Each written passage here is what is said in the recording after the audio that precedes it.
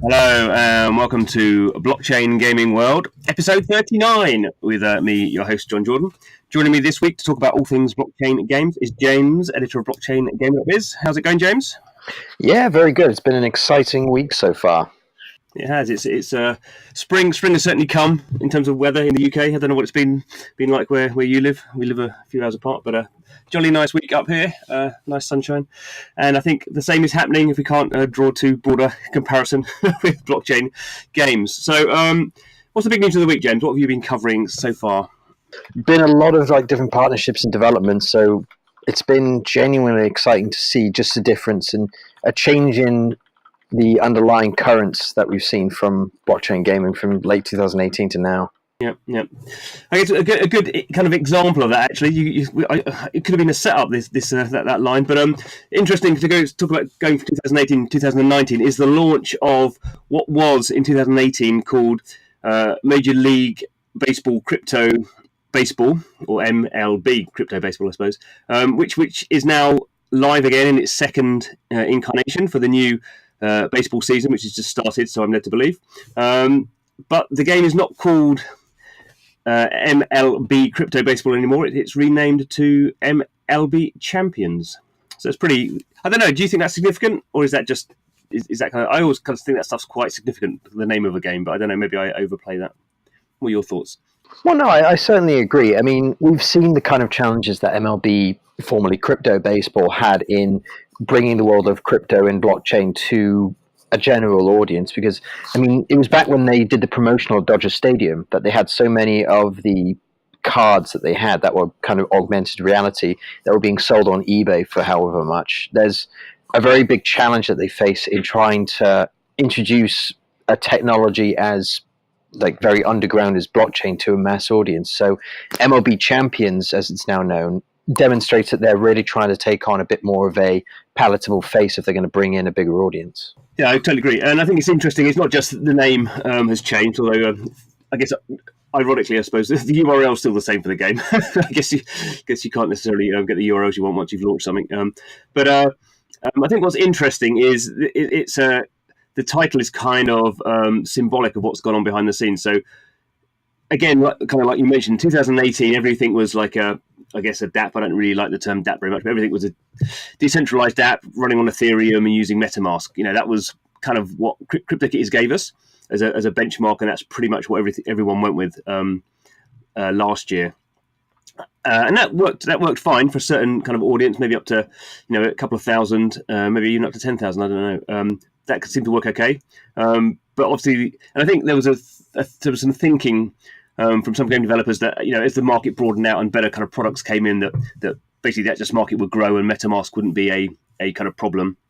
But clearly, what's happened is MetaMask has been a massive problem. Certainly, I think for the Crypto Baseball people last year, where they were firing a lot of traffic from the Major League Baseball official website over to their game, and you had to log in with MetaMask. So if you didn't have that, you basically couldn't log in. And obviously, people then had to decide what was this thing MetaMask? How did you set it up? Obviously, it's a real pain to do.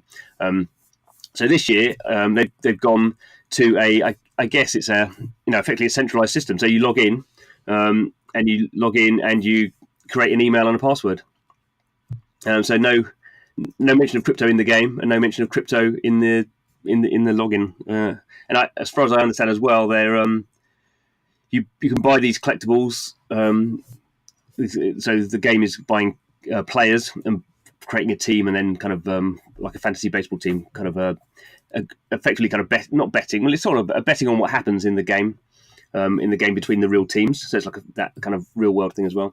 And you can put them into your own wallet if you want to, but basically if you want to, they can just sit in the game wallet. So what are your thoughts about that? I know some people have very strong views about whether things should be properly decentralized and own your own keys and all that kind of stuff. What are your views?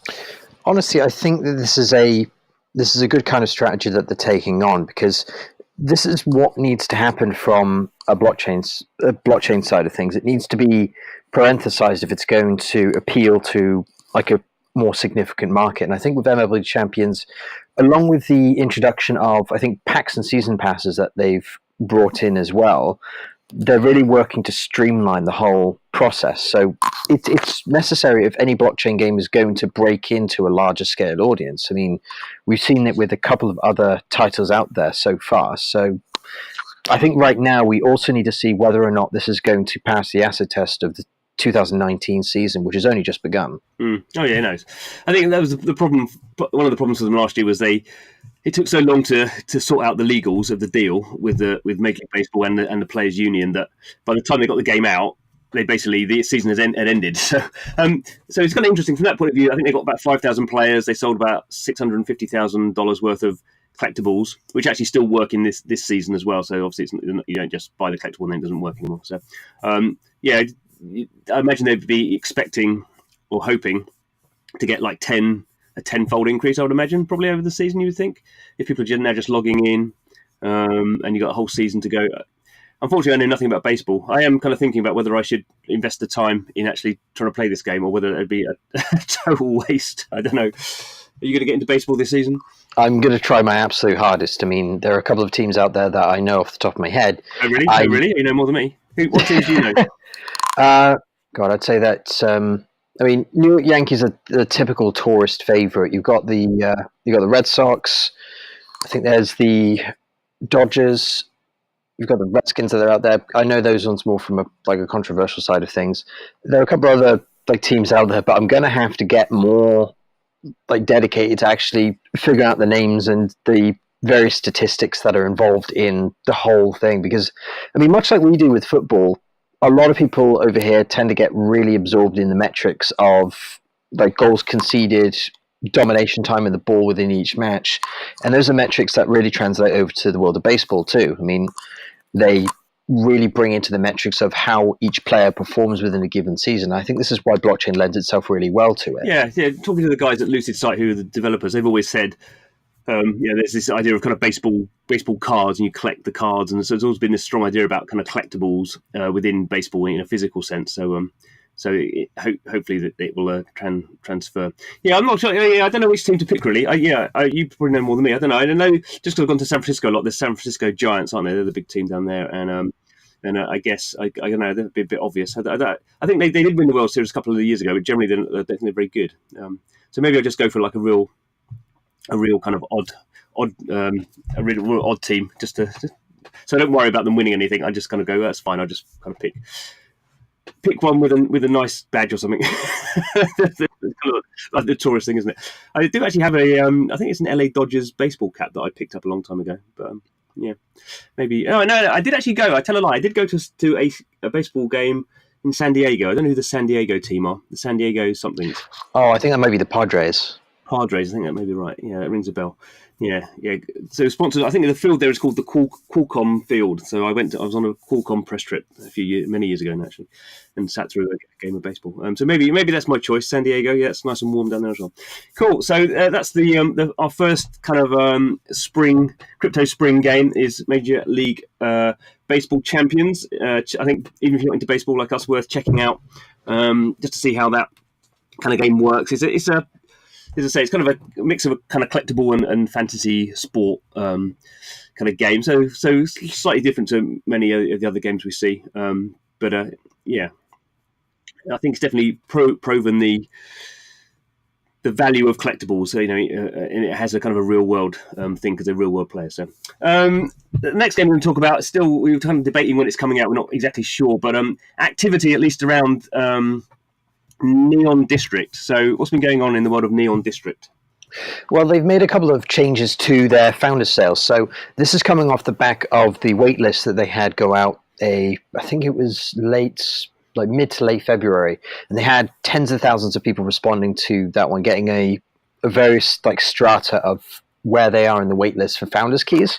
And as a result, it means that the Blockade Games team has published an extensive, it's a comprehensive FAQ and guide for new players that are going in from the waitlist to this founder's sale.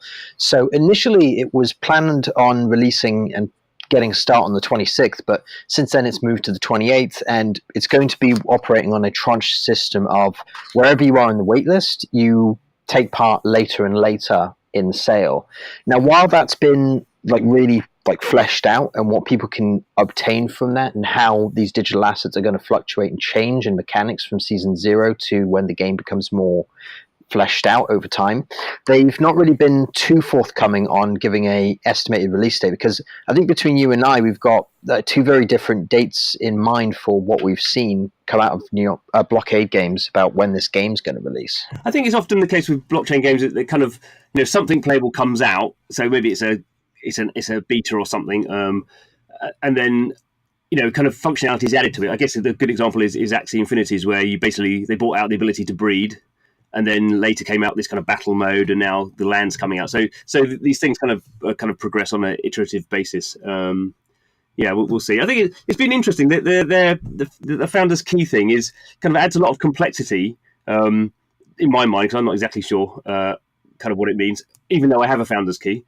And then you kind of had this wait list where it was mainly to drive referrals. So you had a referral code, and if people signed up to the wait list, that kind of drove you up the referral key. The referral list higher up. It meant you got in there kind of quicker, but also you could buy your way in, and I was a bit unsure about that was necessarily a good way to do it. And it was only like $5, I think. Oh, I think maybe you could buy more, but it just seemed a weird sort of money grab thing to do, because blockade games are normally, or are, I would say generally, one of the best at build a strong community around what they're up to, and this idea of breaking that by just high rollers come in and just buy their way up there. Seemed to me a little bit of odd in terms of positioning. Yeah, I mean, it was one of those ways in which they were trying to appeal to those speculative whales that were looking to take advantage of the various like epic items that they were providing. But yeah, I mean, it did operate on a point system, and depending on how much activity you had during this waiting list, you get more points. But the fact of the matter is that as more and more people started pouring into it, you needed more and more points in order to climb up. So however many transactions, however much money you needed to throw into this in order to get up to the first few days of the founder's sale, I mean, you had to have within the hundreds of points in order to get up there. Yeah, I'm just actually looking at their website, and it says, I always thought it's funny about Neon District. On the website, it says game in development, and then it has a percentage that says the game is in development 64% done. It's just very precise that they're 64% done, and tomorrow they might be 65% done. Anyway, but what is interesting is so I actually was on that founder's key list, so I can actually go and get my founder's key and try and work out what it is. Basically, I think with the founder's key, you have a key that gives you the ability to go and open a loot box. I think that's kind of broadly correct. But you can, obviously, it being a blockchain, it's a blockchain item, you can go and trade that key. So obviously, if you do that, you lose the ability to go and buy the loot boxes. But as ever, this is what we expect to see on with blockchain stuff. And they've done a deal with OpenSea. So already on OpenSea, there is quite a lot of activity. So having a look at it now, and as far as I can work out, so it seemed to be almost 14,000 items from the Neon District Founders Key Sale for sale at the moment, and they're all at the same price. So I imagine this is Neon District selling these. This isn't individuals, I would think. There's different tiers of keys. There's a user key, there's an admin key, there's a super user key, there's a root key, there's a god key. Will you be dipping into to getting a founder's key, do you think? Oh, yeah. I mean, I still need to redeem mine, but it's just that one thing that's wetting me or dampening me to the approach of actually jumping in on this thing is that I'm on the wait list, and I think I'm number 1,700. So at least it's a nice round number. Okay, yeah, you got maybe a bit of a time to go.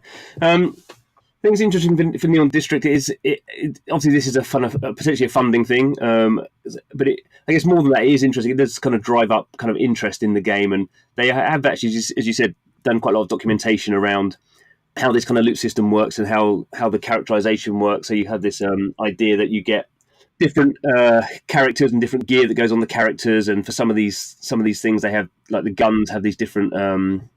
So they have these shells, which are effectively skins that can attach to any gear in the same class. So a rifle shell to a rifle, yeah. But then you have this shell bonding, which is a permanent bonding that can't be changed. And you get these season 0 shells in the founders sale. So it's interesting because coming back really to the crypto baseball game, not the crypto baseball game now, the baseball game. They're kind of making that more open and easier and more accessible. to the non-blockchain audience. And this kind of stuff with Neon District isn't so much about the blockchain audience; it's more like the RPG elements. But I think sometimes it'd be interesting to see. Obviously, it's a very different audience for Neon District, which is pretty noir RPG, appeals to kind of core gamers. But it does have these quite detailed RPG mechanics that we've not seen in blockchain games, and they are reinforced by the fact that all these items are I guess ERC 721s, and can be thus traded on the blockchain, but also have a kind of a value within the game and outside the game. I think I wonder if they're going to if it's going to get a little bit complicated.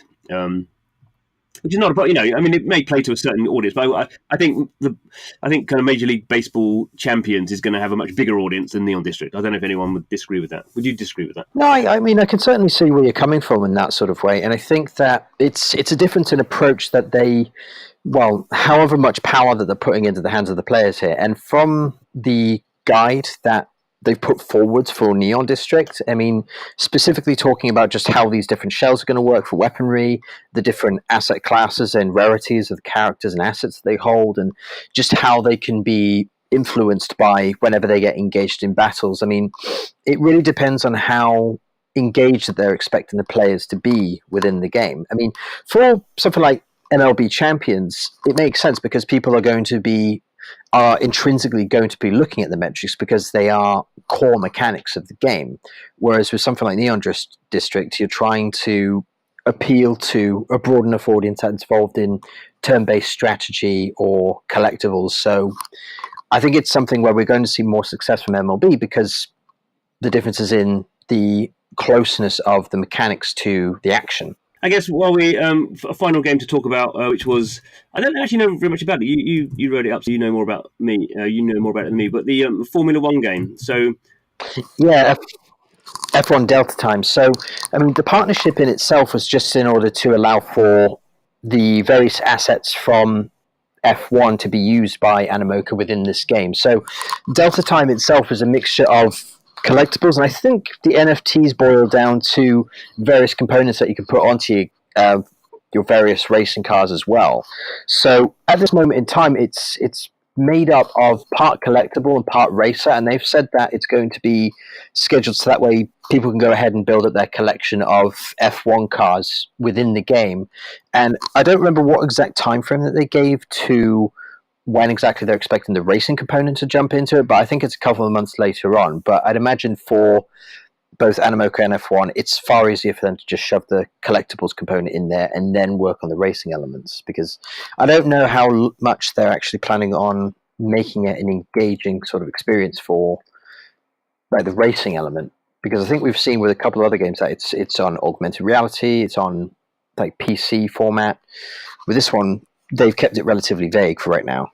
We don't know what platforms it's on, do we? I mean, Animoca, as far as I know, are just a mobile publisher. I don't think they've done anything else on any other platforms. Which is not to say they obviously couldn't do anything on other platforms. I'm just looking at the website now. So it says the game will center around the collection and trading of unique cars, drivers, and components, all of which will exist as non-fungible tokens based on the ERC 721. So I guess interesting, like MLB Champions, presumably this kind of deal means the cars will be branded cars. I'd be interested. They don't officially mention that, but you'd assume if you're doing the official F1 game, then you get Ferrari and McLaren and all that kind of stuff. And presumably, the drivers is difficult because drivers have Lewis Hamilton is pretty expensive as a brand, so I don't know whether you get him as that. But then it's a bit weird if you have a Formula One game where you have generic names. It's interesting. I think generally Formula One is quite interesting as well as a brand because it is quite a big brand globally. It's never been massive in terms of gaming, though. I mean, there's been not so much now, but there have been quite a lot of Formula One games. Sony for PlayStation had for a long time had the Formula One brand. Codemasters have done some games as well, and they kind of do okay. But it's a very kind of limited audience. There's people who like it, but then you can't double the audience. It's compared to what an F1 game would sell compared to a Gran Turismo or something like that. It's very different. It's kind of a niche sort of racing thing, which is it certainly is. Yeah, something you'd play or something you'd spend ETH buying? I'm not 100% sure because, quite honestly, much as you said, I mean, I've always been more enamored with the Gran Turismos of the gaming world as opposed to the F1s. It's because, I mean, with the former, it's F1 that is kind of woven into it partly, but it's not the entire emphasis of the game. Whereas F1 games, yeah, you do have to be kind of drawn into that specific space with a greater deal of focus on the various races within that game. And I mean, considering the fact that as a sport, I mean, it does draw in a televised and like physical audience of about 1.6 billion. Yeah, hold on. No. I looked at that in the press release, and that I wonder where that figure comes from. I think that there's 4 million people. 4 million people attend. Is it 20? I'm just looking up again. It's 20 races or something, is it? 21 races, yeah. So I think 4 million people attend across it all. I think this 1.6 billion. I think that comes from adding up all the broadcast channels, all the TV channels that take Formula One, and what their potential reach is. Because I can absolutely guarantee that 1.6 billion people do not watch Formula One. I mean, that just doesn't happen. Like I didn't know it's a very specific case. In the UK, we used to get some free, on free channels on the BBC. Basically, you had Formula One, and now it's all gone basically to Sky, a paid channel. So now, like just in the UK, very small market. It's gone from about 2 million viewers. This year will be well under 1 million, probably 800,000 at most, just because it's gone for a pay channel. So anyway, I mean, that's by the point. By the by, I think the other interesting thing actually is timing. So the Formula One season has just started. I think they did the first race a couple of weeks ago. So F1 Delta time might have the similar problem to what was then MLB Crypto Baseball, in the sense that they've got a game and they're going to launch it halfway through the season, which is just, just you wouldn't wish that, because it's just you lose the momentum, and you kind of you lose the partly what you're getting in the brand is and it is actually like the baseball game in the sense that it says here the non-fungible tokens will possess special race day attributes. So it is kind of playing into this idea of say you did own a McLaren, and McLaren was on pole position, then you'd get that would feed back into the game. So there is that kind of fantasy sport element as well. So I guess they do need to get it out quickly. I guess that's the one thing about it. But I think generally I think we're just saying things are getting pretty interesting now for blockchain games. There are these big brands. So Major League Baseball, F1 are obviously big sports brands. Presumably we'll start to see other big sports brands, other brands looking at this kind of stuff and going, oh, what's our view on that? And I guess we'll also see the kind of the neon districts, the more kind of indie, kind of crafted, niche, sort of community-led or community kind of enhanced kind of projects. So I'm thinking pretty positively about it all. Are you thinking positively about it all, James? that was a leading question. It kind of was, yeah. But I mean, I've always got a great deal of like reserved skepticism for any of these kind of titles, because I mean, again, for the likes of Neon District, they've got their hearts in the right place, at least when it comes to the publication of their guide. MLB Champions, I mean, having spoken to Randy Saff in the past and some of the Lucid site team, they certainly have a good outlook on how to create a good blockchain game that is able to penetrate a larger audience. And for the likes of niche games like F1 Delta Time, and I think I will call it niche because, I mean, as a racer it is, it's just thinking about how much in what we'd refer to as a target penetration rate a game like this will have. So I will kind of reserve judgment until we see something more conclusive coming from those ones. And considering the fact that Delta Time has got another just under a month and a half until it launches proper, I think we'll have a good a time as any having a look to see just how well it does. Yep. Absolutely. Good. Well, thank you very much for your time. No worries. It's always a pleasure. Good. Thank you for listening, listeners. Don't forget, you can always go to Blockchain Gaming World on YouTube and see a video-enhanced version of the podcast, which will kind of show you some of the games that we've been talking about. But thanks for listening. Any comments, you can find me on Twitter at BlockchainGMG. But come back next week to find out what's going on in the world of blockchain gaming.